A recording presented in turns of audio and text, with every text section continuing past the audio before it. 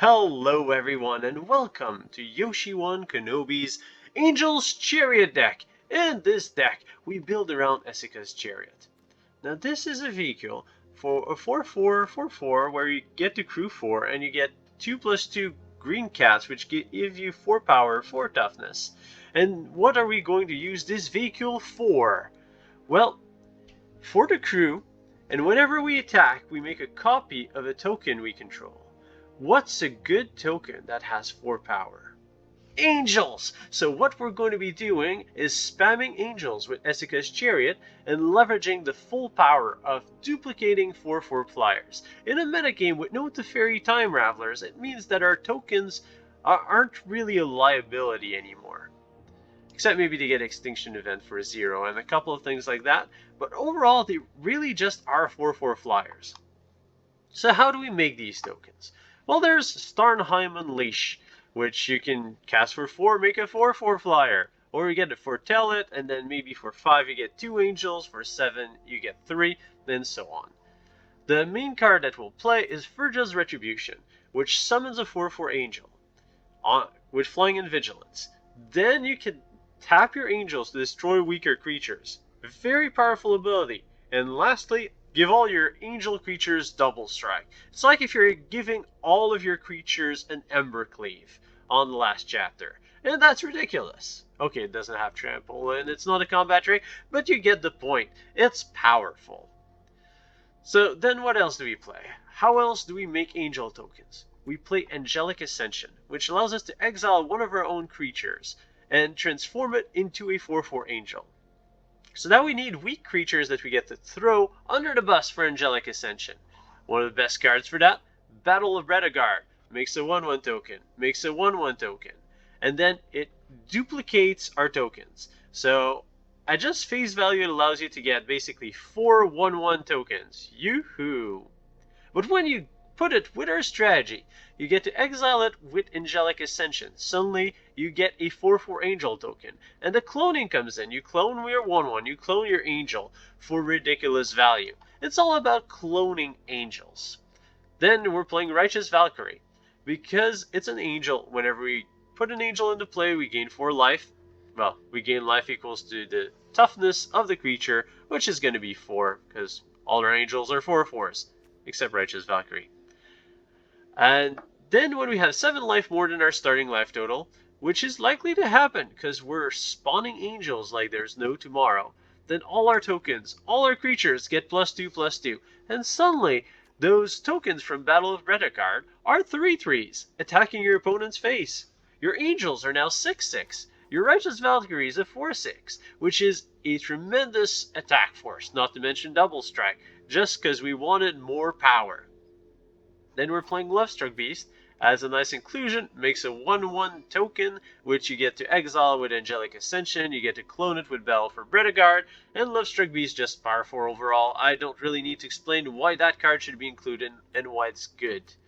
Birth of Meletis allows us to fetch for planes. Our deck is quite white hungry for Firja's Retribution, Starnheim Unleashed, as well as the Great Hall of Starnheim, which is our other way of making 4/4 angels by sacrificing 1/1 tokens from Battle for Bretagard, from Lovestruck Beast, or the 0/4 walls from the Birth of Meletis. So not only does this fix our mana, give us an early defender, but also feeds our sacrifice creatures into angels plan. With the 4 Angelic Ascensions and the 4 Great Halls of Starnheim, it's actually quite relevant to have these tokens that we get to sacrifice. And then we just round up the list with stuff we can find: a pair of Heartless Act for removal, 2 Lotus Cobra to fix our mana and hit our 4 drops a turn earlier, and a pair of Snakeskin Veil to defend our 4/4 angels against those pesky removal spells. In terms of the mana, 4 copies of all the pathways, 4 copies of the Abzan Triome, 4 copies of the Great Hall of Starnheim, which is pretty much a spell in this deck, because we want to sacrifice a creature to make a 4/4 token. Cloned with Esika's Chariot, it's just angels, angels, angels, and the opponent cannot survive. So many angels, so many flyers, it puts other aggro decks to shame. So let's see it in action with some games. We are playing Angel's Chariot on MTG Arena Standard. Our opponent is Paolak, CIO, Chief Intelligence Officer. Ooh, the mana's quite sketchy considering we have 4 green cards and no green mana. Opponent is playing rogues or white weenies based on Luris. We're going first. We're gonna mulligan this. Mana's better. This we will keep. Question is, what do we send back? I think it's the Heartless Act. Which means we have nothing to play for a little while. But we're going first, so maybe we can afford it. Rogues. So we want a green source. This will go on white.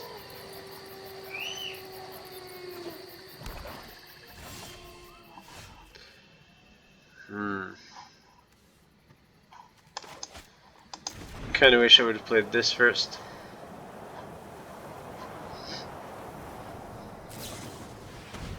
Soaring Top Thief. Transforming it into a 4/4 seems like a bad play, so I'm not gonna do that. Wind Robber resolves. One of Mind. Draw 2 for 1, this seems good. Meletis. Alright. Well, we will get to play our Esika's Chariot. Let's play this on black, as we'll be short 1 black source once we sack the Great Hall of Starnheim. And now we have our overgrown kitties, ready to wreak havoc on our opponent.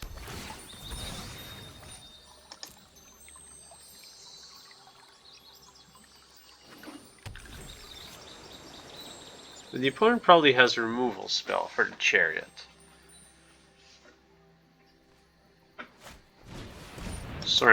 Main phase Soaring Top Thief.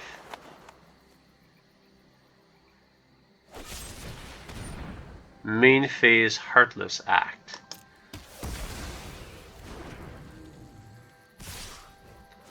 Not sure why you're doing this, opponent. If you would have kept those for instant speed, you could have dealt a lot more damage. Snakeskin Veil.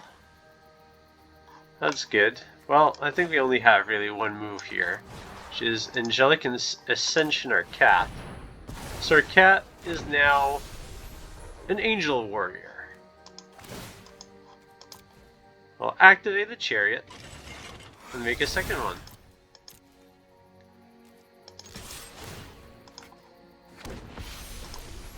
Yeah, we can block you, rogues. We can block you. And then we'll pass the turn back. Not bad! Turning our 2/2 into a pair 4/4 flying vigilance creatures. Oh no, they don't have vigilance. Oh well, whatever. Still 4/4 flyers, which can block the Soaring Top Thieves. And with the Snakeskin's Veil, we're in decent shape. Ooh. Nope. Can't let you do that.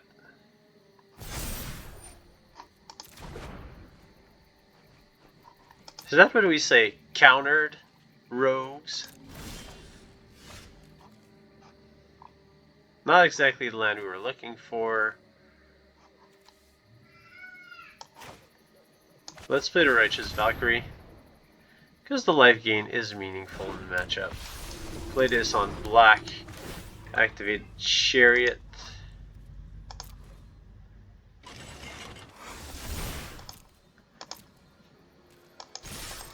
Attack you, make another angel, gain for life.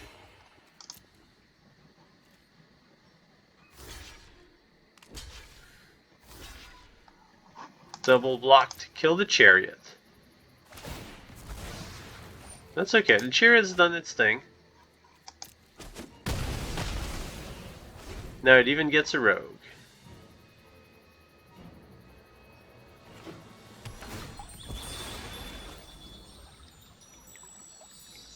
Now if we can only hit another white source, we could get to play our Firja's Retribution. Because we're mostly out of stuff to play. So is our opponent apparently. Since our opponent is going for the Lurrus play. Ask and you shall receive.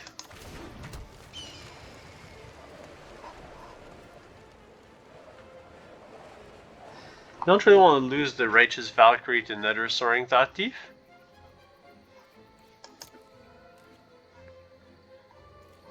So I think I'm going to just attack with the 3 big angels.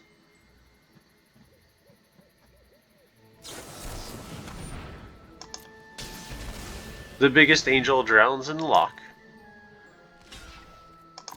Second one kills a Soaring Thought Thief. And then we get Firja's Retribution. Gain 4 life.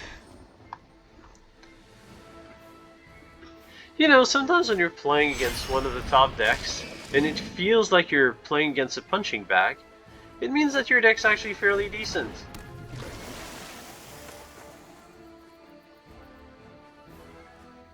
And that's lethal.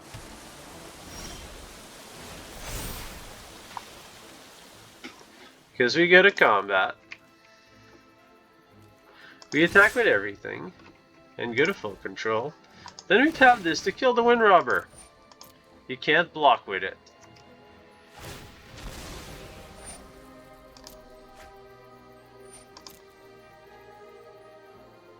Well, I guess we probably should have killed the Lurrus. Nah, doesn't really matter.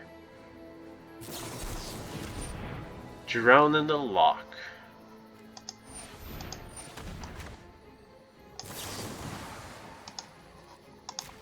Let's replace our angel with another angel.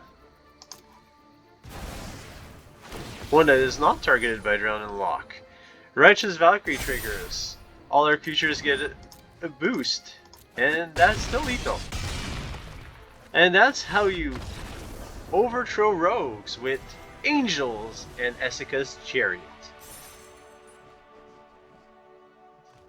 We are playing Angel's Chariot on MTG Arena Standard against Hatohaha.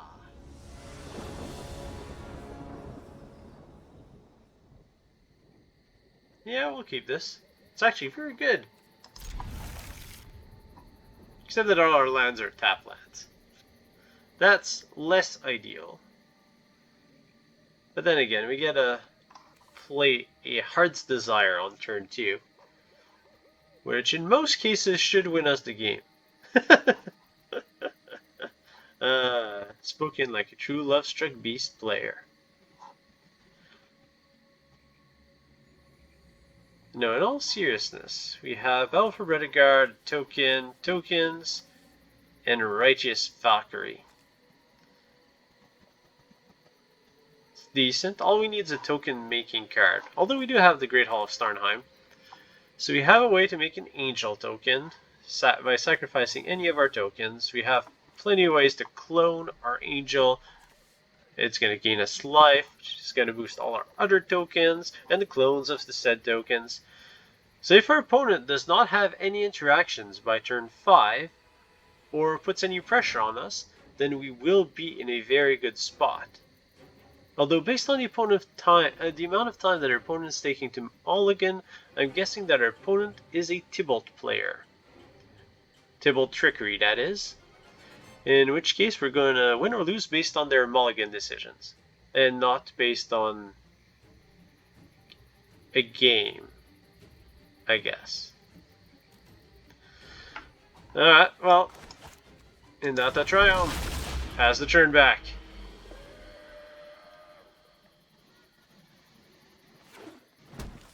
Opponent plays a forest. Lovestruck Beast. Never mind, opponent's probably playing Gruul. Or something. Yes, I do welcome an untapped land. Heart's Desire.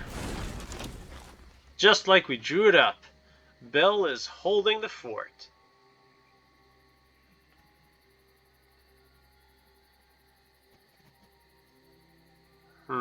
Then what do we want to do? Do we want to play our untapped land next turn?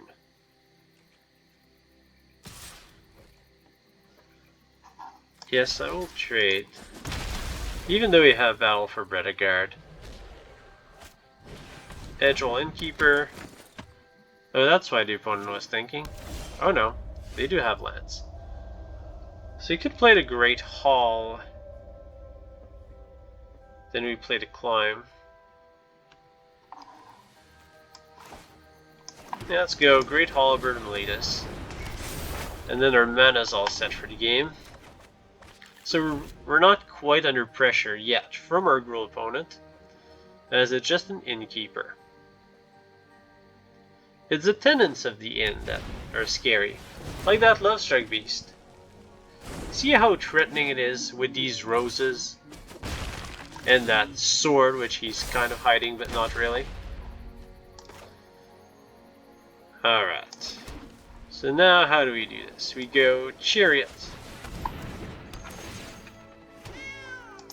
Chariot, pass the turn.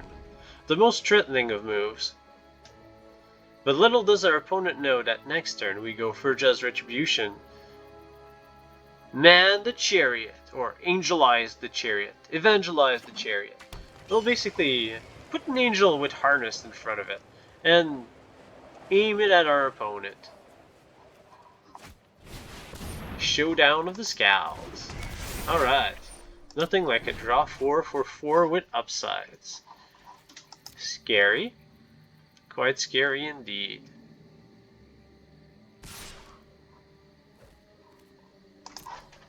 Oh, block with my wall.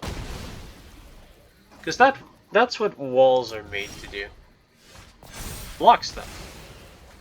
Alright, and now we do our threatening move. Make an angel. Play this on white. Crew the Chariot with the angel. And swing at you for 8, making a second angel.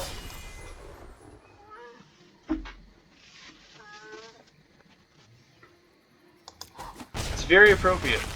My cat has seen Esika's Chariot getting crewed and has decided to come in for a surprise performance.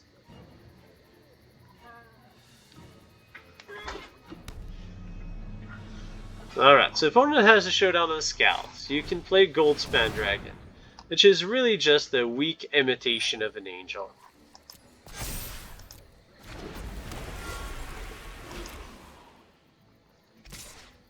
Opponent swings with that weak imitation of an angel. I'll block it.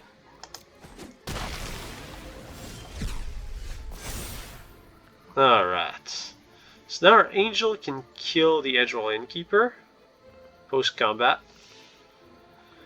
We need to think about what we want to do. Do we want to crew the Chariot and run it into the Lovestruck Beast? Potentially. We can make an angel. Don't think we want to do that yet. We can play Battle for Bretagard. Have a handful of tokens on battlefield. Kill the Edgewall Innkeeper. That seems safe. Also, we'll have a surprise Righteous Valkyrie to just boost all our tokens fairly soon. Hit you for 4. Thank you, Vigilance. We'll kill the Innkeeper now.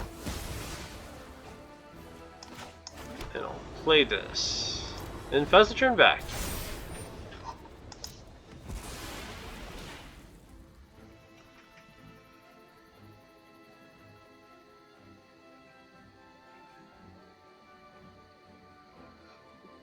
The opponent really wants to keep that Lovestruck Beast on defense.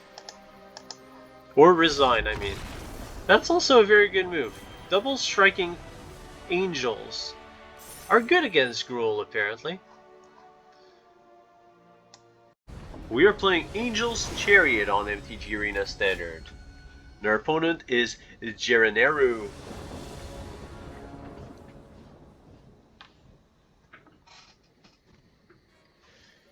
Alright, we have our colors. We have a bunch of sagas. So let's go. Let's keep this.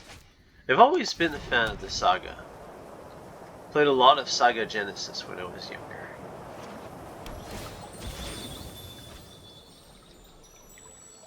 Alright.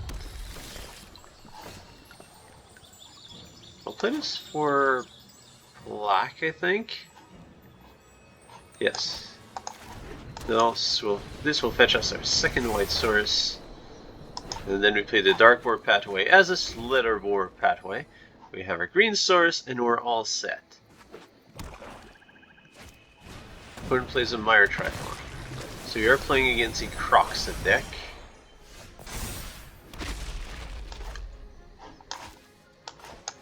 Green source, the battle for Bretagard.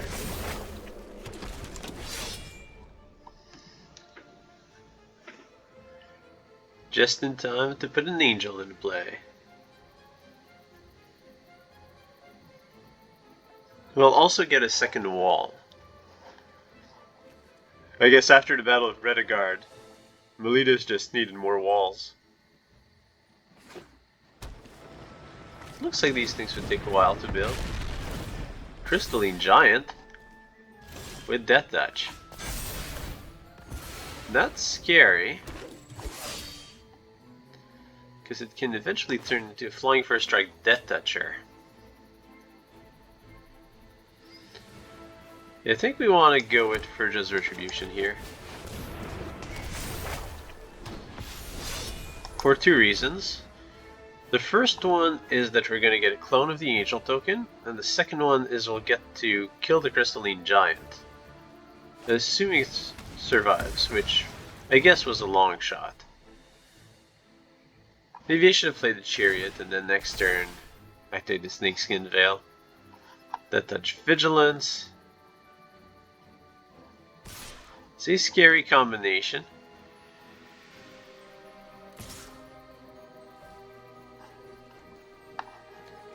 Sure, we'll trade with the Triton. We're basically losing 2 tokens to it, but that's okay. Angelic Ascension. Alright. That's too slow. Should have entered full control there, in case I drew it, because I could have exiled the token and make 2 angels.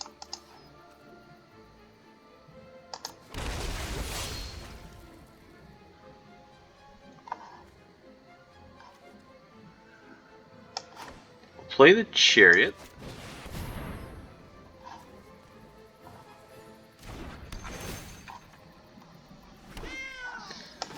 Play the Bright Climb pathway as a black source. And I think that that's the end of our turn.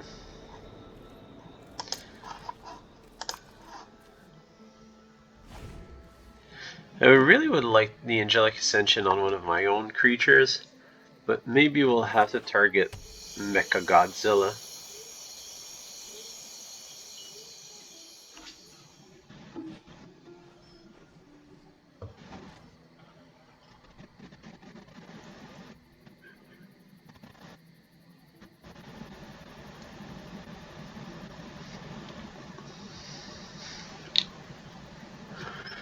What do you do, opponent? Opponent is considering not quite enough for Croxa. Go to combat. Trample, Vigilance, Death Touch.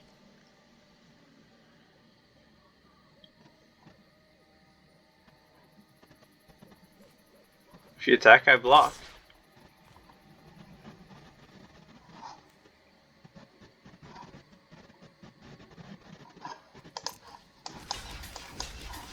Let's force a removal spell.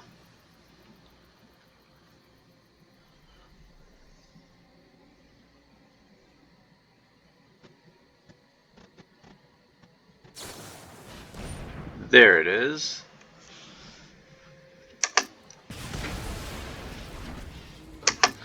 I'm okay with that.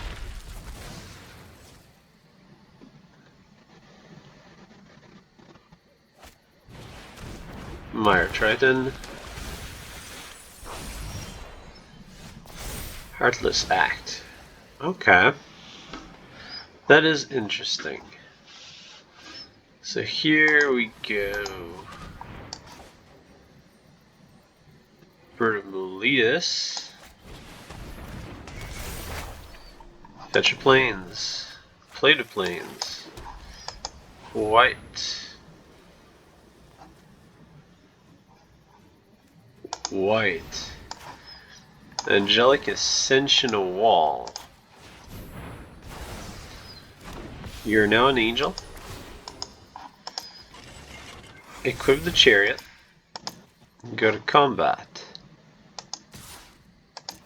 Hit you with the chariot, cloning the angel. That's what we do. And now we Heartless Act the Triton.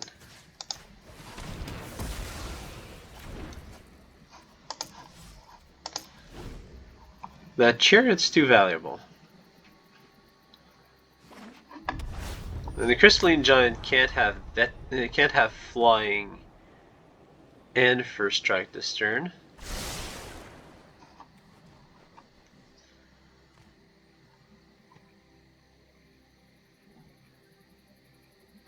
Yeah, I guess you can Crocs though. They'll get rid of the Snakeskin's Veil, which is a little annoying.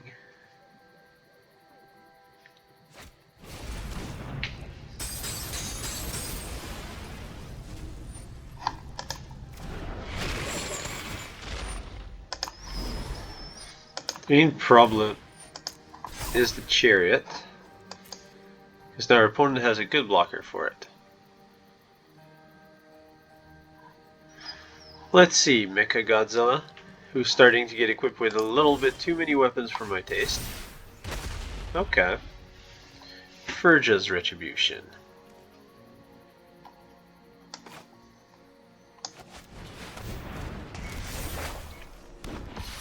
How about we go all in on that Angel's plan? Just try to kill our opponent in the air. This opponent has to block the Chariot. I don't care that much about the extra point of damage. Make sure to clone the correct angel, the one with vigilance.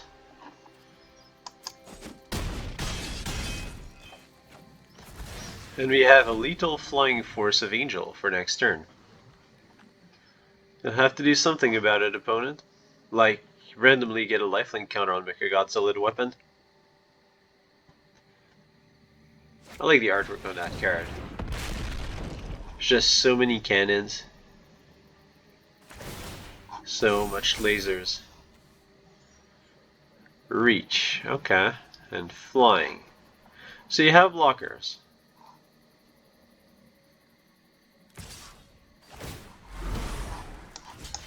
Jump with a wall. That's what walls do. They block titans from attacking your city.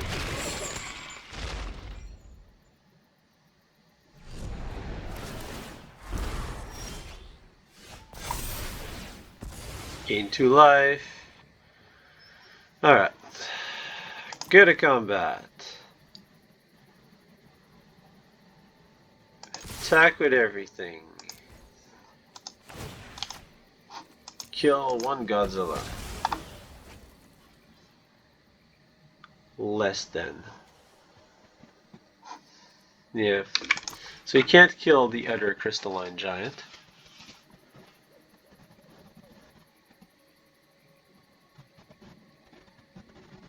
In retrospect, I probably should have kept a blocker, a second blocker, because now we're dead to removal spell. Oh no, because the opponent has a trait. It's all good. Our opponent would need to find a hasty source of 4 damage, like a Rankle, a land, and a removal spell.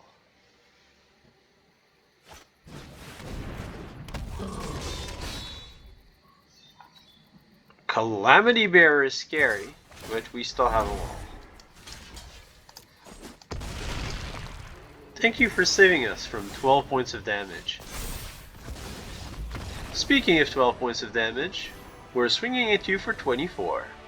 And that'll be it. We are playing Angel's Chariot on MTG Arena Standard.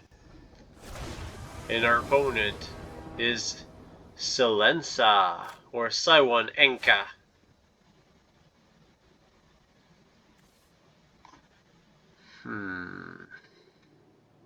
This is an awkward hand, especially against a Yorion deck. We'll keep it, because the opponent goes first. So we get a draw step to find our forest. Otherwise, well, we'll play Great Halls of Starnheim. It is the location where all our angels are located anyways. And is there something wrong with Righteous Valkyrie into Righteous Valkyrie? Yes, it's not very good. But that's okay. We're still going to be our line of play. Righteous Valkyrie. Opponent displaying Sultai Yorion? 4-color Yorion? Yeah, actually there's planes. Esper Yorion? That's good, 4-color.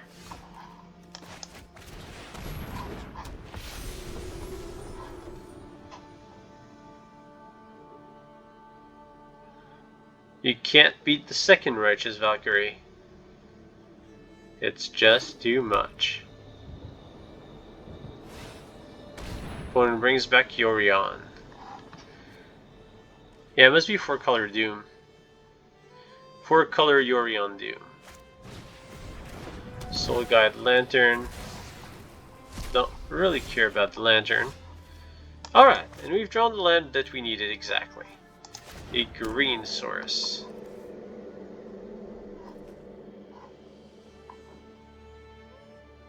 I think that's what we needed.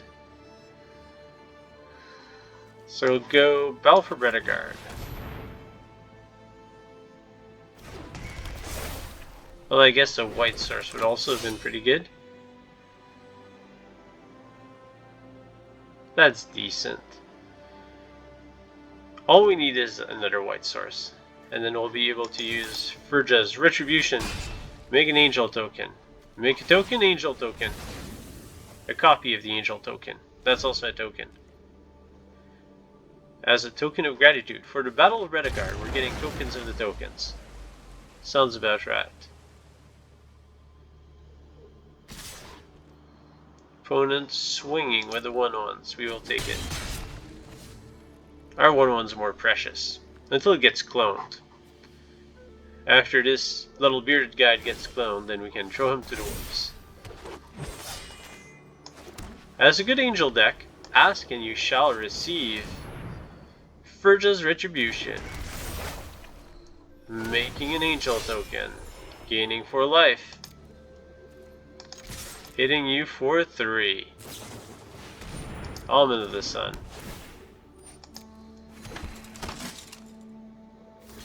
And you have been a worthy sacrifice.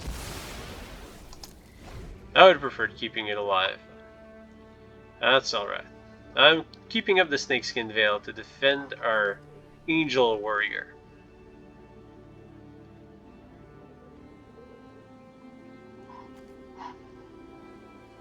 Also, Chapter 2 of Firja's Retribution is really nice with the Vigilant Angels.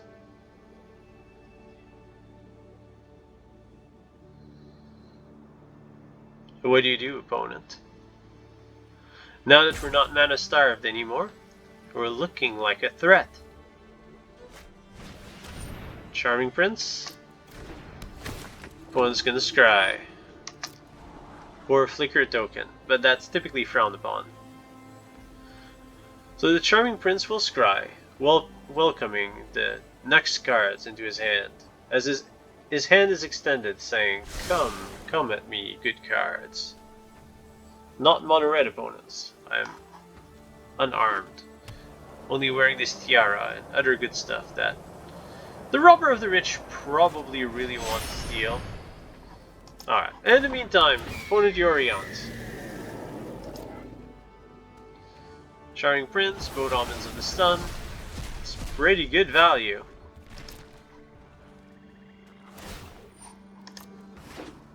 Boom, boom, boom. Trigger, trigger, trigger.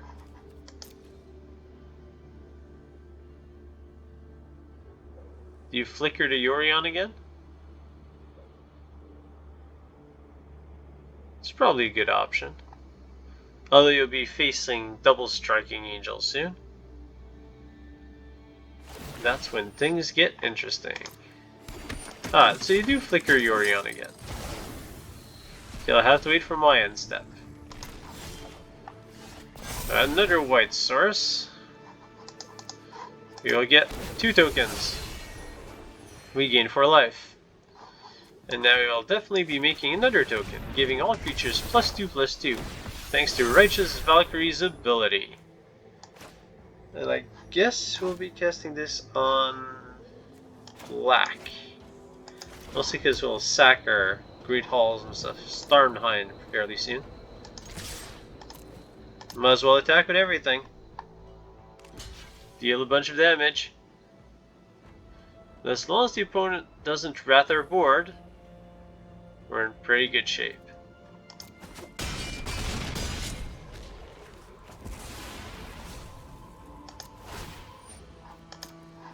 You get to Yori again. That deck keeps on Yori on and on and on.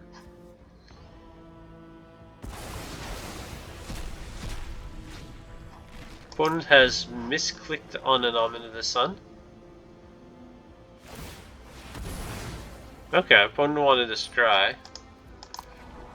The Sign of Desperation. Uh-oh. 1 card to top is not something which we want to see.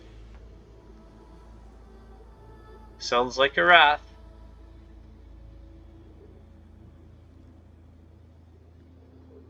I don't like the sound of that. Dark War Pathway. Yeah, alright.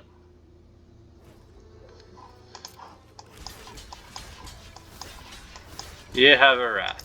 I get it. Fortunately, there's nothing I can do about it.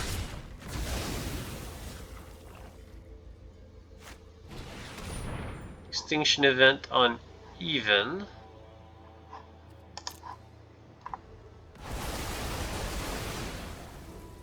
Means goodbye, angels, goodbye.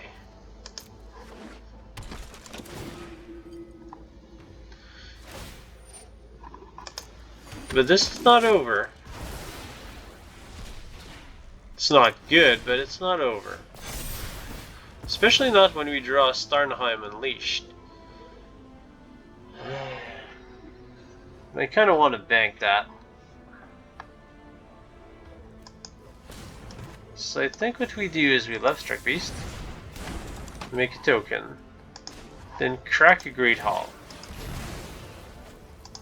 Sacking the token, making an angel, gaining 4 life. We're now at 30.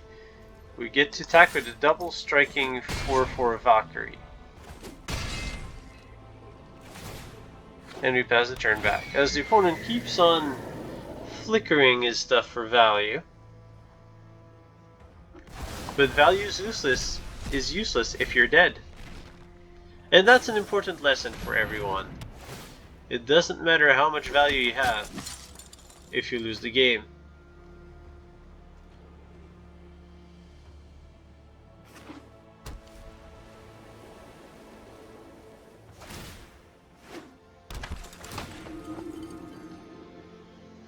You have to gain 3 life. I think. Because otherwise the snakeskin veil on the Righteous Valkyrie. Oh no, okay. Alright. Angels gain double strike.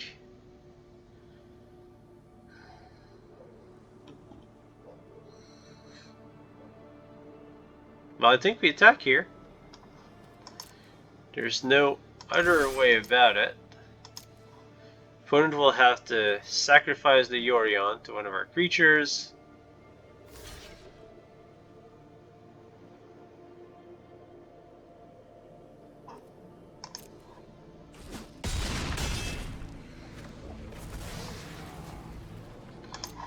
Next damage.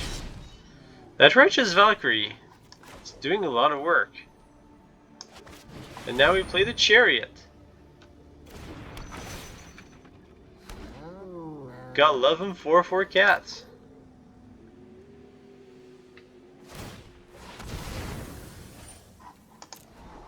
Not sure what kind of cat food we're giving these 4/4 cats, but we should get more of those.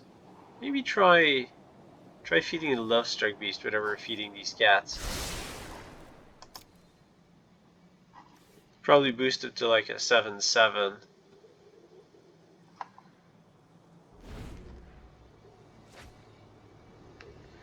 Well, our opponents grabbed something to the top, which is bad for us. Binding the old gods, probably targeting... I don't know, you need to target the 6/6, otherwise you lose. So I guess I do know. Then it's our turn again. We will unleash Starnheim.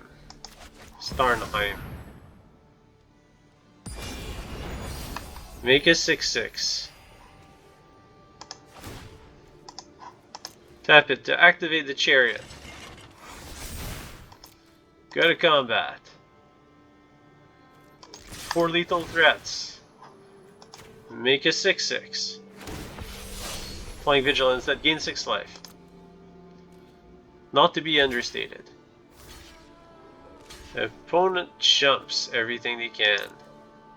Opponent takes 4. Any flyer will kill you next turn. Time to scry. Go to the bottom. You have 1 draw.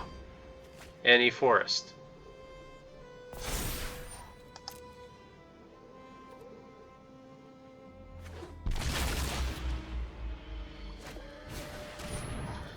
I don't think that is good enough, opponent. You get to draw a card. Extinction event's not good enough, you need a proper rat. And that's what I thought. Angel tokens, and the Chariot's just too much for ya. We're playing Angel's Chariot on MTG Arena Standard, and our opponent is Satori. Satori, saturated of playing against Tybalt's Trickery, and is about to be playing against Esika's Trickery. We'll keep this. There's some neat tricks to it. Mostly Righteous Valkyrie, Esika's Chariot. We're definitely playing a Tybalt's Trickery. But we have the Angelic Ascension, which allows us to exile whatever threat they play. Considering the opponent's on Malta 4, that might be good enough to just win the game.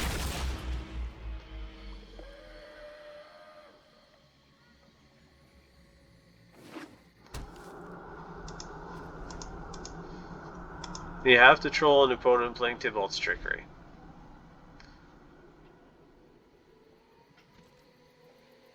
Enjoy it before it gets banned, which hopefully it does. But that's okay. Enough about Tybalt's Trickery, and more about Angels, and the Angel's Trickery. So we have all the colors. You will want white. Because white is good. What do you have?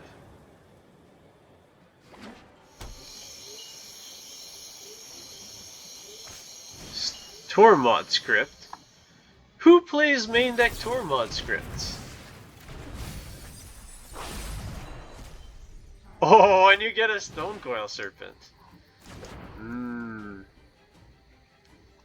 Alright, this is definitely going on stream. On the channel.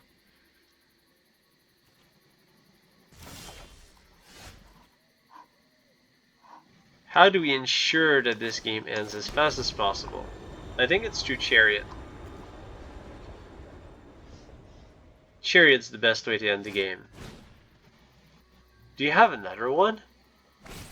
You have another one! Ah, oh, you tricky little trickster. Creating an 8/8 X-proof token.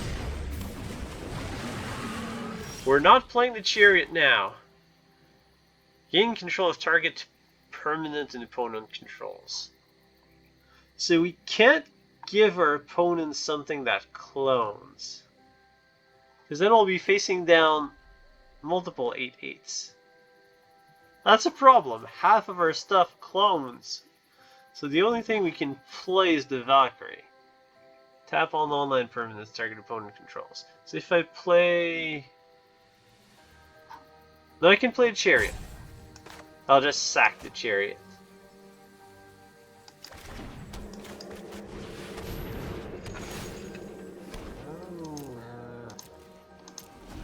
I'll sack the Chariot to the Kraken. Oop. Except that this is gonna happen. I should have thought this through.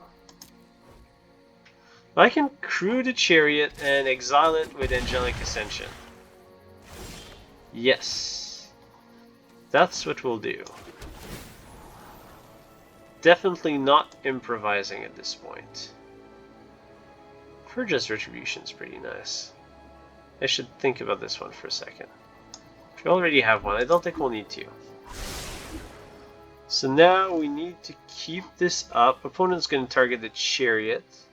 But we need to crew it. So we'll need to exile the Chariot we've given our opponent. That's not good.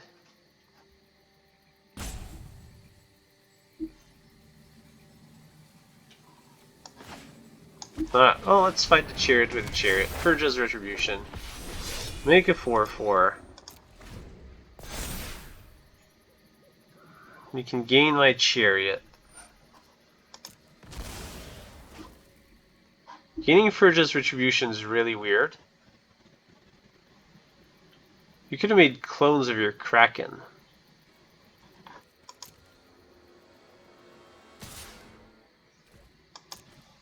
Well, I guess that's why our opponent has chosen to play Tybalt's Trickery.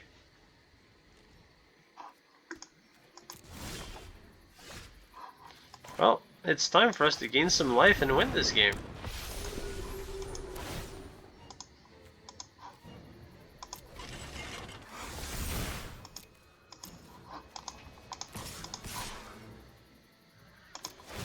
Hit you for 8, make it 4/4, gain 4 life. Pass the turn back. I really don't know why you took the Firja's Retribution. I'm not sure why I'm complaining. I mean, let's win the game. It's a victory against a Tybalt Trickery deck that had 2 combos in the opening hand. Thankfully the first one whiffed, but still, 2 combos.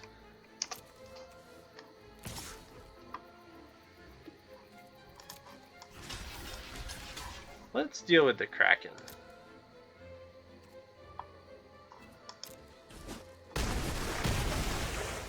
It's the only thing that you have going. I will make a new Angel, because our deck's all about making Angel tokens. You will play this on white, play Firja's Retribution, because you can never have too many Angels. Also, we needed something to crew that Chariot and win the game. And we're back at 20. It's like you never played opponent. And that's how you do it. With too many Angels and bad luck and misplays from your opponent. But mostly too many Angels. I hope that you've enjoyed this video. Don't forget to subscribe. It won't cost you any mana, and it greatly helps to support this channel and keep the awesome videos coming. Until next time, may the fun be with you.